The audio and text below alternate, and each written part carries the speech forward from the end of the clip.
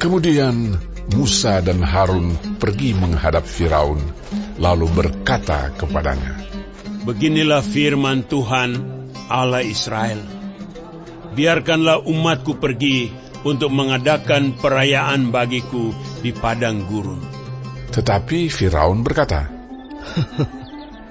"Siapakah Tuhan itu yang harus kudengarkan firman-Nya untuk membiarkan orang Israel pergi? Tidak kenal aku Tuhan itu, dan tidak juga aku akan membiarkan orang Israel pergi." Lalu kata mereka, Allah orang Ibrani telah menemui kami. Izinkanlah kiranya kami pergi ke padang gurun 3 hari perjalanan jauhnya untuk mempersembahkan korban kepada Tuhan Allah kami, supaya jangan nanti mendatangkan kepada kami penyakit sampar atau pedang. Tetapi Raja Mesir berkata kepada mereka, "Musa dan Harun, mengapakah kamu bawa-bawa bangsa ini melalaikan pekerjaannya? Pergilah melakukan pekerjaanmu." Lagi kata Firaun, "Lihat, sekarang telah terlalu banyak bangsamu di negeri ini. Masakan kamu hendak menghentikan mereka dari kerja paksanya?" Pada hari itu juga Firaun memerintahkan kepada pengerah-pengerah bangsa itu dan kepada mandur-mandur mereka sendiri, "Tidak boleh lagi kamu memberikan jerami kepada bangsa itu untuk membuat batu bata seperti sampai sekarang. Biarlah mereka sendiri yang pergi mengumpulkan jerami. Tetapi jumlah batu bata yang harus dibuat mereka sampai sekarang, bebankanlah itu juga kepada mereka, dan jangan menguranginya, karena mereka pemalas. Itulah sebabnya mereka berteriak-teriak, 'Izinkanlah kami pergi mempersembahkan korban kepada Allah kami.' Pekerjaan orang-orang ini harus diperberat, sehingga mereka terikat kepada pekerjaannya, dan jangan mempedulikan perkataan dusta."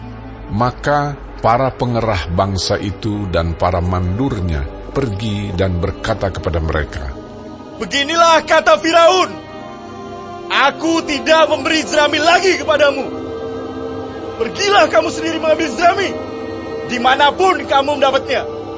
Tetapi pekerjaanmu sedikit pun tidak boleh kurang." Lalu berseraklah bangsa itu ke seluruh tanah Mesir untuk mengumpulkan tunggul gandum sebagai pengganti jerami. Dan pengerah-pengerah itu mendesak mereka dengan berkata, "Selesaikan pekerjaanmu, yaitu tugas sehari, seperti pada waktu ada jerami." Lalu pengerah-pengerah Firaun memukul mandur-mandur Israel yang mereka angkat sambil bertanya, "Mengapakah kamu pada hari ini tidak menyelesaikan jumlah batu bata yang harus kamu buat seperti kemarin?" Sesudah itu, pergilah para mandur Israel kepada Firaun dan mengadukan halnya kepadanya. "Mengapakah Tuanku berlaku seperti itu terhadap hamba-hambamu ini? Jerami tidak diberikan lagi kepada hamba-hambamu ini. Tetapi walaupun begitu, kami diperintahkan buatlah batu bata. Dan dalam pada itu hamba-hambamu ini dipukuli. Pada rakyat Tuanku lah yang bersalah."